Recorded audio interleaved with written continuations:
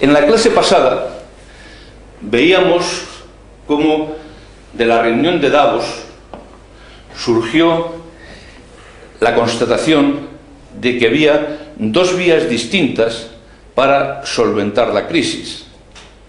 La vía de los Estados Unidos, típicamente keynesiana, donde priorizaba la lucha contra el desempleo, 9% de desempleo en los Estados Unidos, frente a los problemas de déficit y deuda pública, que son muy elevados, y cómo al éxito de esa estrategia está contribuyendo China, que sigue comprando deuda pública para que los tipos de interés se mantengan bajos, para que el dólar se mantenga bajo, el yuan se mantenga bajo y por lo tanto puedan aumentar las exportaciones chinas. Frente a esa receta típicamente keynesiana están las recetas neoliberales de Angela Merkel.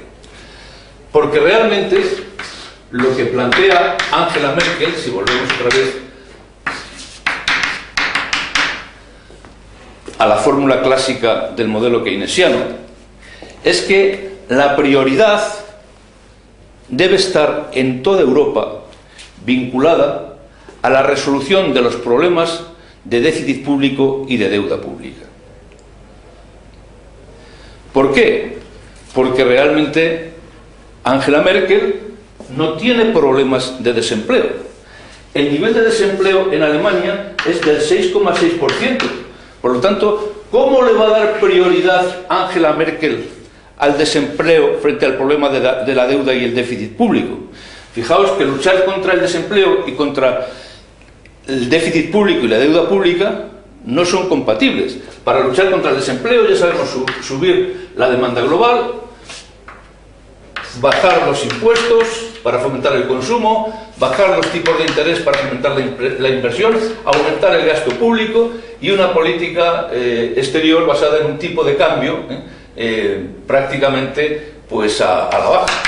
O sea, realmente un tipo de cambio a la baja para que se fomenten las exportaciones. Esto es la lucha contra el desempleo. Claro, la lucha contra el déficit público supone subir impuestos y bajar el gasto público, que es lo contrario de lo que hay que hacer para luchar contra el desempleo. El problema está en que en España el desempleo es del 20% y el desempleo juvenil supera el 40%. Y entonces lo que está ocurriendo es que en dos situaciones totalmente asimétricas, Angela Merkel le está imponiendo al gobierno de España las políticas que son adecuadas para Alemania, pero son contraproducentes para España. Esto era previsible. Lo previó el Premio Nobel de Economía de 1999, Mundell. 1999. Premio Nobel de Economía. La divergencia en las situaciones existentes en España y en Alemania ya las había previsto el que fue Premio Nobel de Economía en 1999, Mundell, que fue Premio Nobel de Economía precisamente por el análisis de lo que se denomina la zona monetaria óptima.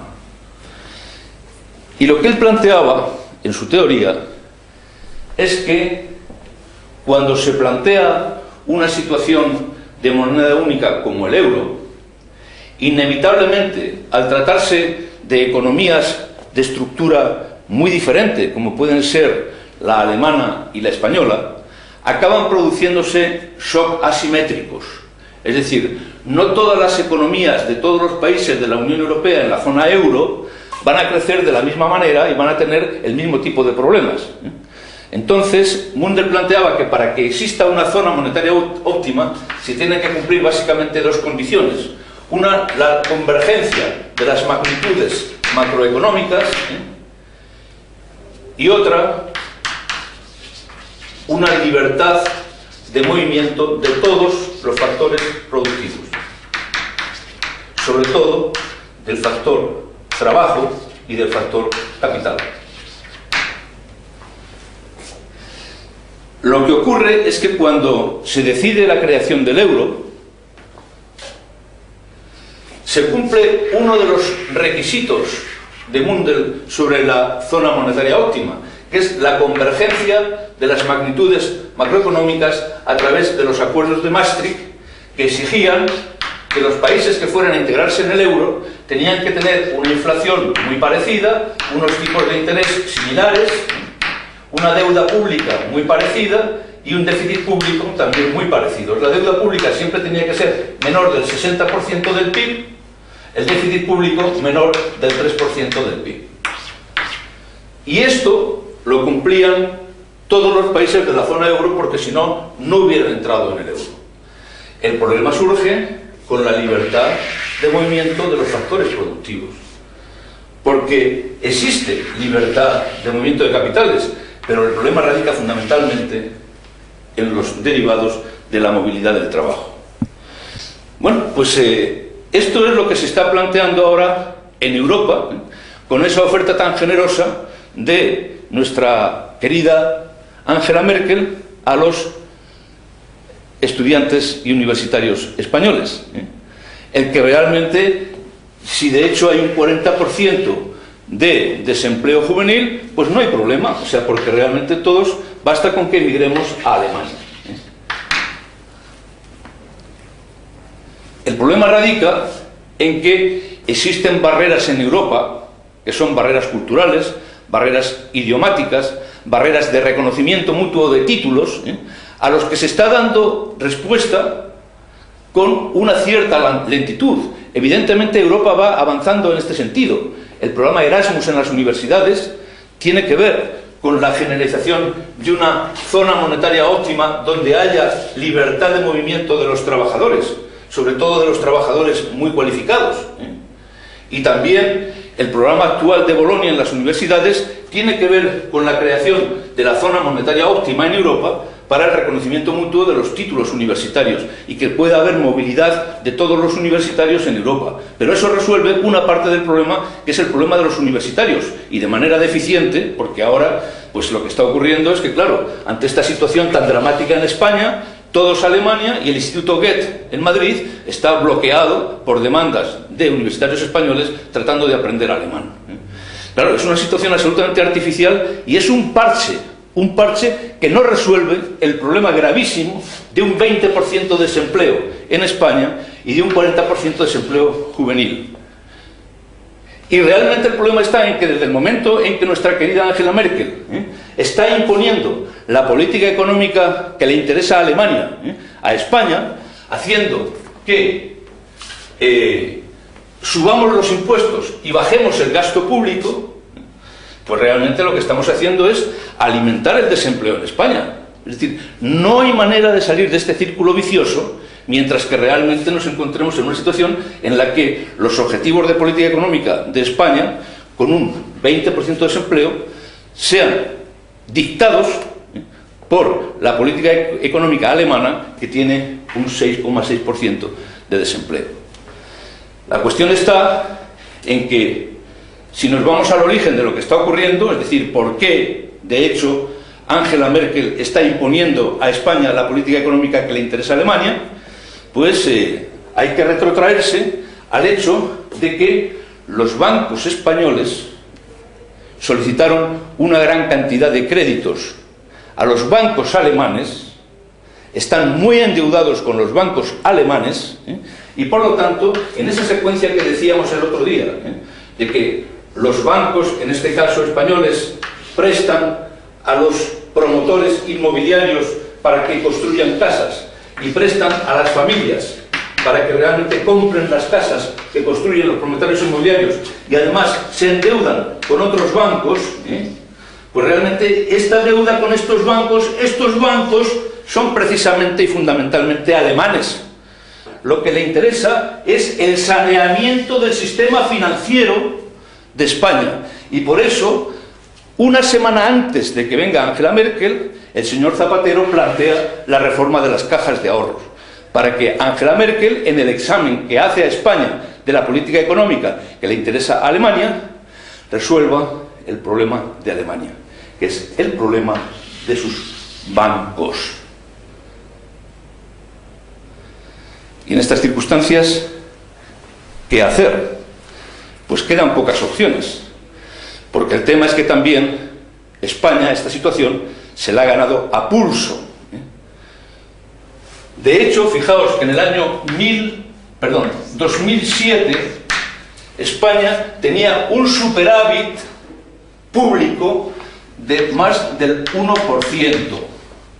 Y en el año 2009 se nos va a un déficit público del 11%. En 2 años hemos pasado del superávit del 1% al déficit del 1% al déficit del 11%, cuando sabíamos que existía el Acuerdo de Maastricht, que no nos permitía superar un déficit público del 3%, que es a lo que nos comprometimos cuando el euro.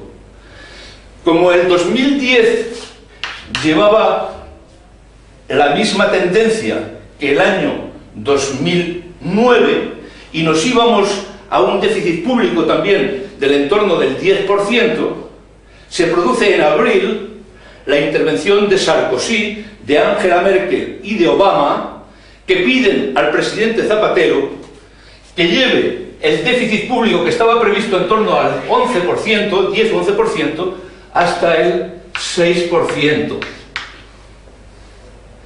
Y que realmente nos encontremos, perdón, hasta el 9%, para que el año que viene esté, el 2011, esté en el 6% y en el 2012 volvamos a cumplir Maastricht, que es el 3%.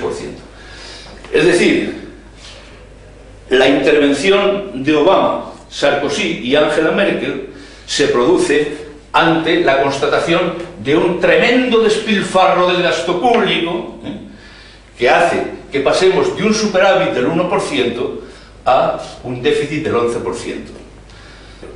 Y esta es la realidad.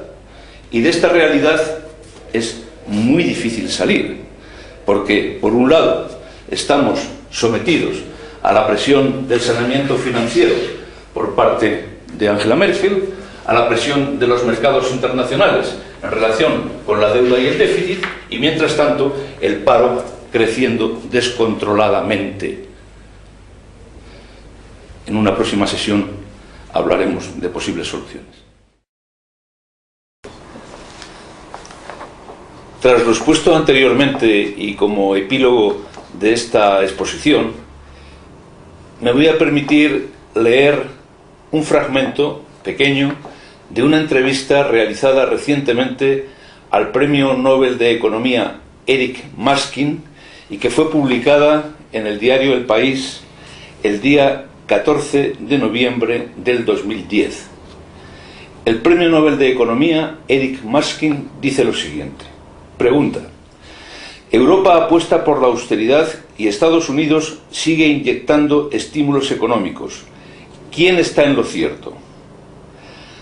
Dice Maskin: la teoría económica nos dice que con un alto desempleo, cuando los recursos se infrautilizan, el gobierno debe desempeñar un papel para mejorar la situación a través de la política fiscal o la monetaria, o en el mejor de los casos, a través de una combinación de ambas. ¿Europa se ha precipitado al retirar los estímulos? Sí. Quizás Alemania no se deba preocupar mucho, pues crece a buen ritmo, pero España ha aprobado drásticos recortes que tendrán un profundo efecto en el empleo, y esto derivará en un crecimiento menor con un importante efecto en los ciudadanos. Me apena. La teoría económica nos da la vía para minimizar el sufrimiento de las personas en momentos de crisis, y España hace exactamente lo contrario. Pregunta: en una situación en la que los mercados castigaban duramente la deuda española y con la presión de Alemania y otros que exigían un drástico ajuste, ¿había otra opción para España? Respuesta: puede haber razones políticas. No es mi papel decir cómo tiene que ser la política española.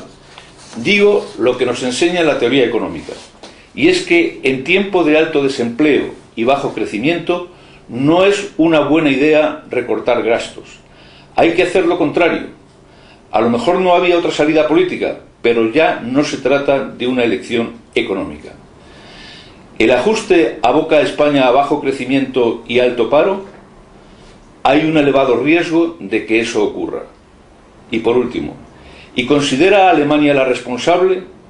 Respuesta: no soy un experto en la política europea, pero Alemania es el país más poderoso de la Unión Europea y es probable que haya tenido un papel importante en estas medidas. Y recordemos la frase de Obama: cuando un avión tiene problemas y hay que aligerar su carga, no es bueno desprenderse de los motores.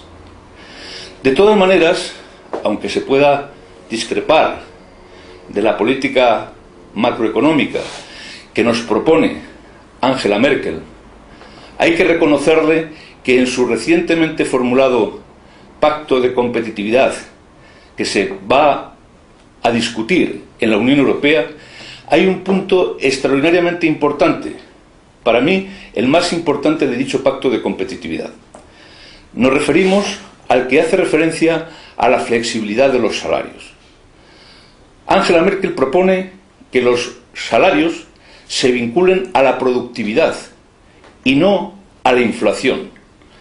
Eso quiere decir que flexibilizar los salarios significa que las empresas en crisis puedan tener la posibilidad de disminuir incluso drásticamente los salarios a cambio de mantener el empleo.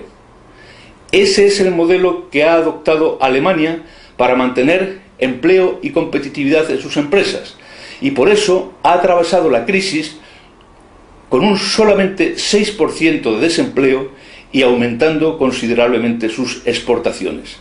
Sin embargo, en España los sindicatos se oponen sistemáticamente a esta fórmula. Por lo tanto, señora Merkel, por favor, a través de la Unión Europea, imponga a España el sistema de salarios flexibles, vinculando los salarios a la flexibilidad y no a la inflación. Por último, nos quedaría saber si China tiene algo que ver, alguna relación con la actual crisis española. En todos mis vídeos anteriores, en los 3 que hemos desarrollado anteriormente, la tesis fundamental es que China es el acontecimiento político y económico más importante del siglo XXI, que China está en el origen de la crisis actual y que China está en la base de las políticas económicas que Obama está desarrollando en los Estados Unidos. Pues bien, ¿cómo se aplica eso a España?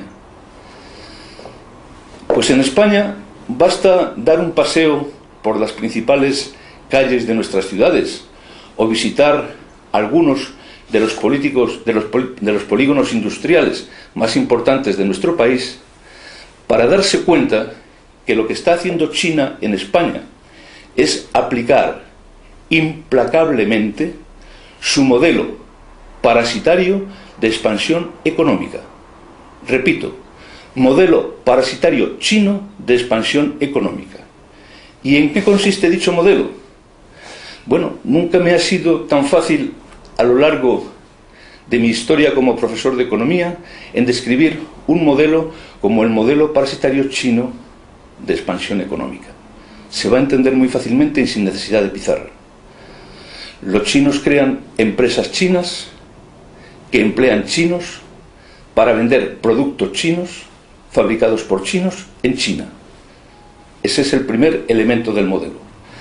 Segundo elemento del modelo: los ingresos que estas empresas obtienen, concretamente en España, a través de los consumidores españoles, son incorporados a bancos chinos que llevan dicho dinero a China, con lo cual aumentan continuamente sus reservas en divisas, hasta tal punto que en estos momentos China tiene la increíble cantidad de 3 billones de dólares en divisas. Tercer elemento: con ese dinero que de los distintos países los bancos chinos canalizan hacia China, China puede comprar el mundo. De hecho, China está comprando las empresas que controlan los materiales, los minerales, las materias primas estratégicas tanto en África como en América Latina. Por lo tanto, China está consiguiendo el control de la economía mundial. Ni en sus mejores momentos, ni en sus más importantes sueños, Mao Zedong podía imaginarse algo similar. La China comunista, marxista, maoísta, con una dictadura del proletariado, con un partido comunista que ni siquiera da libertad de acceso a Internet a sus ciudadanos, está parasitando masivamente las economías capitalistas del mundo occidental y además con sus propias armas. Alucinante. Y entre tanto, en España, 5 millones de desempleados.